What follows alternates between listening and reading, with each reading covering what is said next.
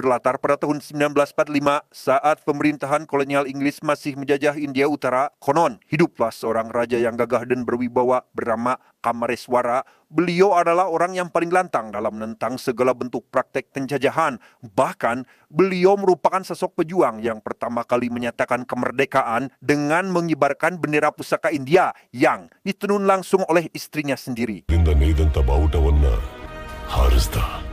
Karena sikap patriotik yang dianggap akan mengancam pemerintah kolonial itulah, Kamareswara bersama para pengikutnya pun dibantai secara tidak manusiawi, sedangkan sang istri yang bernama Tulasi terpaksa bermigrasi ke wilayah Amarapura yang terletak di India bagian selatan sambil membawa kedua putranya. Namun beruntung, ada seorang pejuang dari warga pribumi yang dengan senang hati memberi mereka tempat tinggal. Dan mari saya perkenalkan Anda pada kedua putra Tulasi. Ada si kakak bernama Sanu dan si adik yang bernama Arka. Meskipun tergolong masih bocil, Sanu sudah menunjukkan sifat pemberani warisan dari sang ayah, di mana hal itu terbukti ketika ia berani menebas kokod seorang preman yang telah berbuat tidak senonoh terhadap ibunya.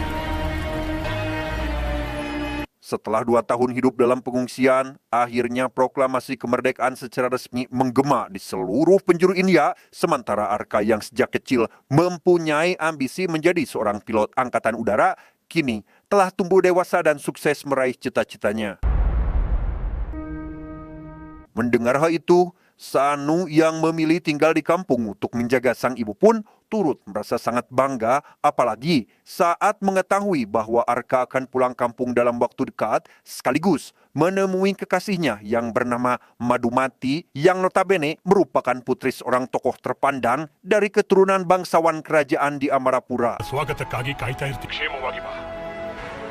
Dan inilah si tokoh yang dimaksud. Dia bernama Ranveer. Diketahui Ranveer sedang akan dicalonkan menjadi anggota dewan pada pemilu mendatang dengan tujuan untuk merebut kekuasaan seorang diktator bengis bernama, kita sebut saja Khalid. Ini bebunguknya, di mana ia merupakan antek dari pengkhianat yang hingga sekarang masih sangat loyal terhadap bangsa yang dulu menjajah mereka. Tak mau kalah saing dengan Ranveer CS dalam pemilu nanti, Khalid mendapat arahan dari atasannya bahwa cara kekerasan akan menjadi opsi utama demi memenangkan pemilihan tersebut.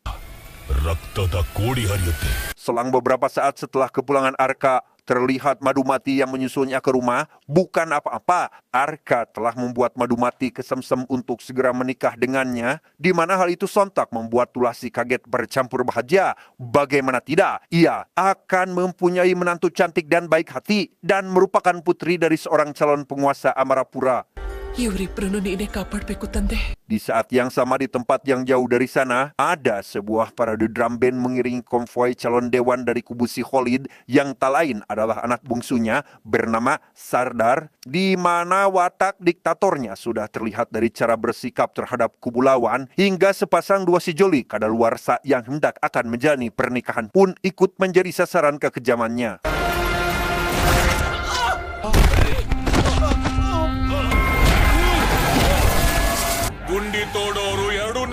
Merasa terusik dengan kejadian barusan, Sanu yang memiliki kepedulian di atas rata-rata pun langsung mendatangi lokasi. Dengan wajah murka, Sanu berhasil membidik batok kelapa si Sardar dengan sepucuk shotgun yang berhasil direbut olehnya.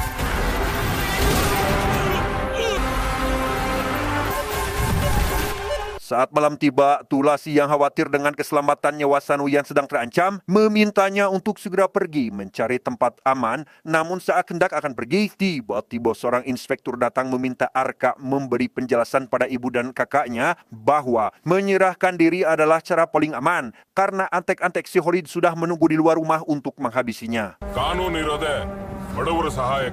Dengan iming-iming bisa dibebaskan kapan saja setelah mendapat jaminan, Tulasi pun akhirnya merelakan kepergian Sanu tanpa sadar.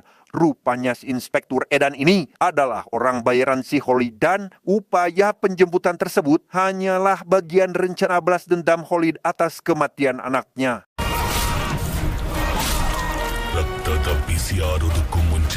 Keesokan paginya, rombongan jeep para antek si Khalid datang sambil menyeret buntelan karung goni yang berlumuran darah. Hal itu sontak memancing perhatian warga Amarapura, termasuk Tulasi dan Arka yang juga tampak ikut berkerumun. Alangkah syok dan terpukulnya Tulasi karena isi karung goni tersebut tiada lain adalah potongan tubuh Sanu alias putra sulungnya sendiri.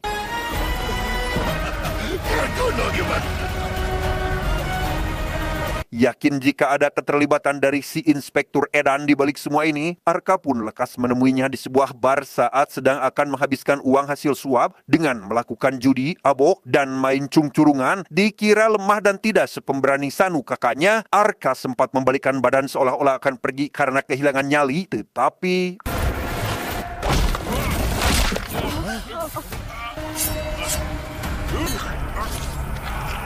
faktanya, Arka juga memiliki darah seorang pejuang dengan level keberanian tingkat tinggi. Bahkan ia sampai rela mengorbankan karirnya sebagai pilot angkatan udara demi bisa menyetorkan penggeran kelapa si Inspektur Edan ke hadapan ibunya sendiri. Alhasil, Arka pun dijebloskan ke dalam penjara nomor 1 paling ketat di India. Seperti penjara konvensional pada umumnya, di sana juga terdapat seorang napi paling berkuasa bernama, kita sebut saja Rahul. Namun begitu melihat sikap Arka yang dingin, Rahul sudah bisa menebak jika Arka adalah seorang napi berbahaya yang tidak bisa sembarangan mengusiknya. Hingga saat Madumati datang menjenguk, Arka yang kini merasa tidak sepadan untuk menjadi pasangannya pun meminta supaya Madumati menikah dengan pria lain. Namun alih-alih mau menurutinya, Madumati justru malah nekat akan menjamin kebebasan Arka atas izin dari sang ayah. Meski Rantir sendiri sempat mengingatkan Madumati bahwa berurusan dengan si Khalid akan sangat berisiko bagi keselamatannya. Dan benar saja, rupanya si Khalid sudah berencana akan menghabisi Arka di dalam penjara, yakni dengan mengirimkan seorang algojo dari neraka bernama Bali, yang begitu mendengar berita akan kedatangan si Bali, semua pengurus lapas pun nampak sangat ketakutan. Bahkan mereka langsung memerintahkan semua napi segera mengamankan diri dalam selnya masing-masing. Tepat pada tengah malam, saat sebuah helikopter mendaratkan si Bali di tengah-tengah area lapas, dari sekian banyak napi yang menghuni lapas tersebut, ternyata hanya Arka sendirian yang memilih untuk tetap berada di luar, bukan tanpa alasan. Arka sudah siap mempertaruhkan nyawa untuk menghadapi si Bali secara langsung, dan walau tanpa ada bantuan temannya seorang pun.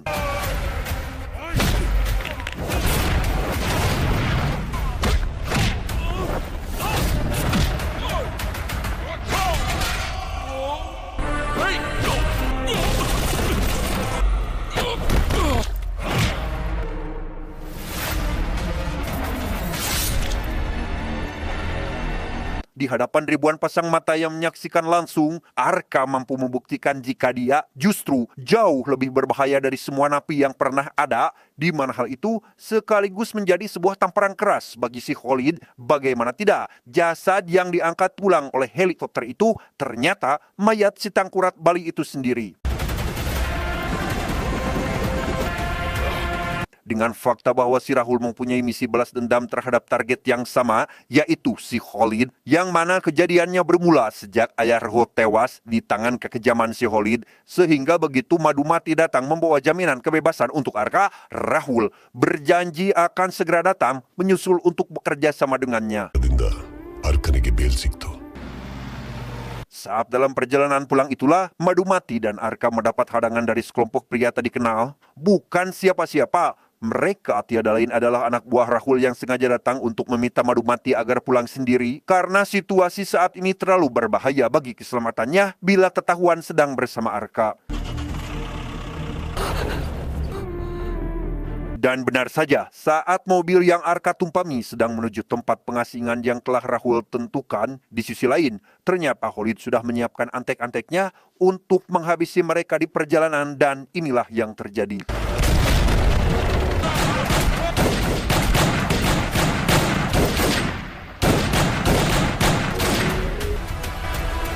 Dalam kondisi tubuh yang berlumuran darah akibat dihujani peluru, Arka masih bisa bangkit untuk melanjutkan langkah hingga di tempat tujuan. Setelah seminggu menjalani pemulihan dari lukanya, Rahul yang ternyata sudah bebas pun merasa salut terhadap Arka karena satu-satunya motivasi yang membuat dia masih bertahan adalah demi melindungi ibundanya sendiri. ಮೊನ್ನೆ ಅಮರಾಪುರ ಸರ್ಕಲ್ ಅಲ್ಲಿ ನಡೆದಿದ್ದು shoot out ಅಲ್ಲ. Dan di tempat inilah Tulasi dan ibunda Arka sekarang tanpa sadar. Ia sedang dibuntuti oleh antek-antek si Khalid yang nampak sudah menghunus pisau untuk menikam dari belakang. Namun yang terjadi...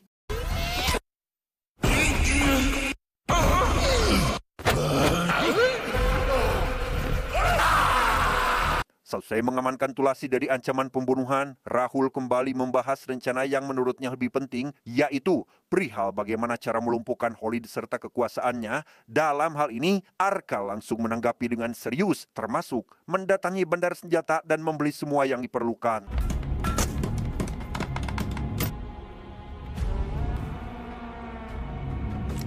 వీడికి ఏం కావాలో ఇచ్చేయి. Di sisi lain, rupanya ada seorang mata-mata yang kemudian membocorkan persiapan Arka saat ini. Tak tinggal diam, Khalid pun mendatangkan bala pasukan tempur dari Timur Tengah untuk menjaga ketat markasnya. Namun seberapapun ketatnya penjagaan di sana, Arka berhasil menembusnya dengan memanfaatkan antrian mobil tangki pemasok air.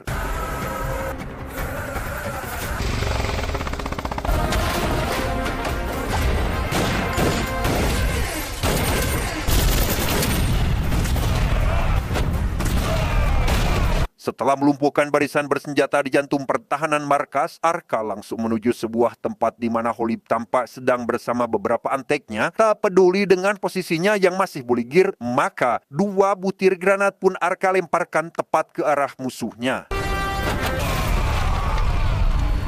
Belum cukup sampai di situ, Khalid yang sudah tawala kaya akibat ledakan barusan pun dibawa ke tengah kerumunan warga Amarapura, di mana seorang bocil yang ayahnya menjadi korban kekejaman si Khalid datang sambil membawa sebuah golok jagal supaya Arka gunakan untuk memenuhi hasrat balas dendamnya. Dan kabar kematian Khalid ini sontak menuai kecaman keras daripada pimpinan kelompok gangster di seluruh India. Mereka serentak menyatakan perang melawan Arka, termasuk para mantan antek si Khalid yang perlahan-lahan bergerak dengan senjatanya masing-masing. Beruntung, Arka ternyata jauh lebih waspada akan datangnya ancaman tersebut.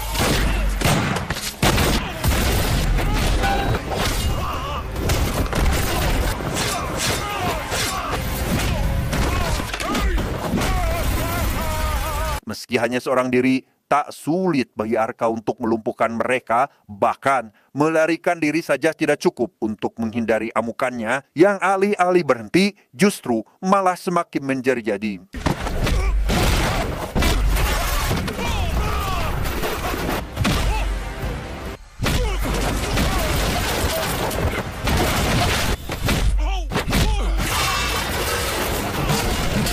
Setelah rezim kekuasaan Khalid runtuh hingga ke antek-anteknya, Ranveer langsung mengambil alih Amarapura dengan menjadikan Arka sebagai panglima perang, sekaligus benteng kekuatan tertinggi dari ancaman pihak luar yang datang untuk kembali menjajah Amarapura. ಸಮಾಧಿಗಳ ರಾಶಿ ಮೇಲೆ ನಿಮ್ಮ ಸಾಮ್ರಾಜ್ಯ Beberapa waktu pun berlalu, kita kembali pada Madhumati yang tampak sedang dirundung kecewa. Bagaimana tidak, hubungan asmaranya dengan Arka terancam kandas oleh kehadiran orang ketiga, yakni putra bangsawan kerajaan London yang sudah Ranveer sepakati untuk dijodohkan dengannya. ನಾವು ಮಧುಮತಿಯನ್ನು ಕರೆಸಬಹುದೇ? Antara harus memilih cinta atau menjaga gengsi karena lahir sebagai putri dari bangsawan kerajaan, ternyata Madhumati sampai rela mempertaruhkan kehormatan itu demi memilih Arka untuk jadi pasangan hidup, sehingga Ranveer sendiri pun tidak bisa mengintervensi keputusan mutlak dari putrinya tersebut. Setelah resmi menjadi suami dari Madhumati, sekaligus merupakan bagian inti dari kerajaan Amarapura, semakin terlihat pula peran vital dari sosok Arka ini, di mana setiap ada potensi ancaman terhadap kerajaan, Arka selalu menjadi pilar kokoh yang membentengi kedatangan musuh di garis depan. Intinya, solidaritas di antara pimpinan musuh perlahan mulai goyah, dibuktikan dengan tewasnya Pandi di tangan rekannya sendiri yaitu Bagira, imik cucungiknya, dengan jumawa. Bagira menentang Arka untuk datang langsung ke markasnya tanpa sadar. Pasukan bersenjata yang dikira anak buahnya, ternyata kelompok penyusup yang sengaja dikirim oleh Syirahul. Maro isko!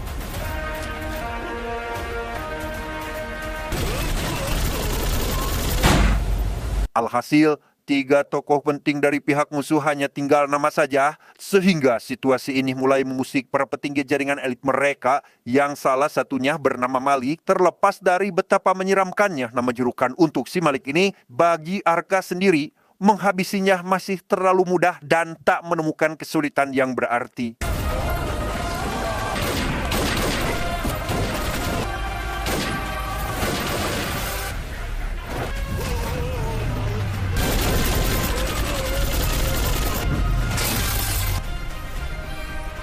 Seiring berjalannya waktu, kita pun diberitahu bahwa di balik kesuksesan Arka dalam menaklukkan para mafia di seluruh India, ada sebuah fakta terselubung di dalam keluarganya yang kini telah dikaruniai 2 orang putra, di mana Ranveer yang tidak sempat memberikan restu membuat Madhumati merasa enggan mengundangnya untuk hadir dalam acara ulang tahun pernikahan mereka. Aurna karile beku andre. Karili. Atas izin dari Arka, akhirnya Madhumati membawa kedua putranya untuk memberikan undangan secara langsung, berharap bisa sambil temu kangen setelah bertahun-tahun tidak bertemu keluarga. Ranveer yang masih terobsesi untuk menjodohkan Madhumati dengan seorang pangeran kerajaan London justru menganggap jika pernikahan dengan Arka merupakan sebuah aib yang membuat nama besar kerajaan menjadi ternoda. Dan yang tak habis pikir, Ranveer bahkan sampai tega memerintahkan para punggawa kerajaan untuk memenjarakan Madhumati serta kedua putranya saat itu juga.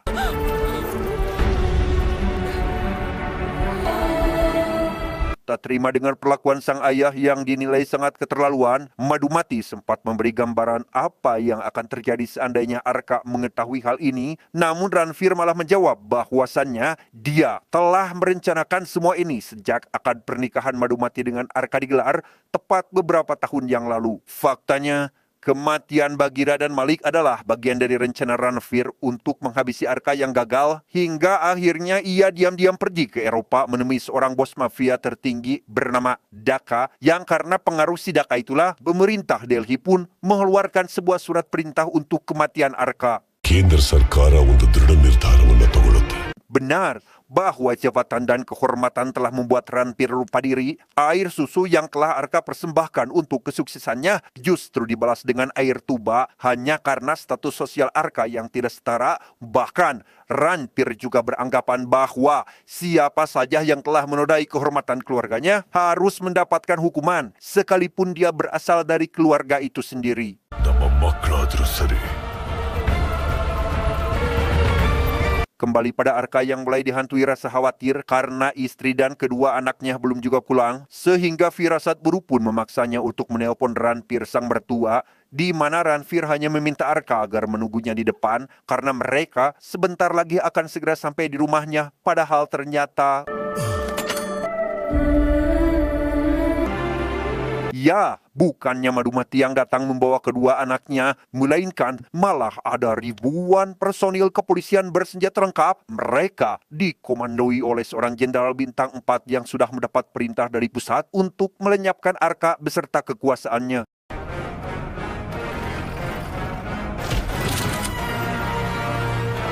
Memangnya Arka akan menyerah begitu saja? Tentu tidak. Dia ternyata sudah memiliki cara rahasia untuk menghadapi situasi seperti ini, yang mana 2 kali tembakan pistolnya secara otomatis mengaktifkan sebuah sistem persenjataan canggih yang mengarah langsung ke posisi lawan. Saat masing-masing sudah siap untuk saling tembak itulah, datang satu rombongan lain yang sekonyong-konyong memposisikan diri di antara jarak Arka dengan barisan kepolisian. Entah rombongan siapakah gerangan, yang jelas pucuk senjata mereka justru ditargetkan kedua arah sekaligus. Intinya bahwa selain para polisi yang menjadi boneka pemerintah korup tersebut, masih ada kekuatan lain yang harus Arka selesaikan, di mana kondisi ini sekaligus menjadi awal dari sebuah konflik besar yang akan meledak pada sequel film kedua yang akan segera tayang 10 tahun lagi. Tidak, maaf,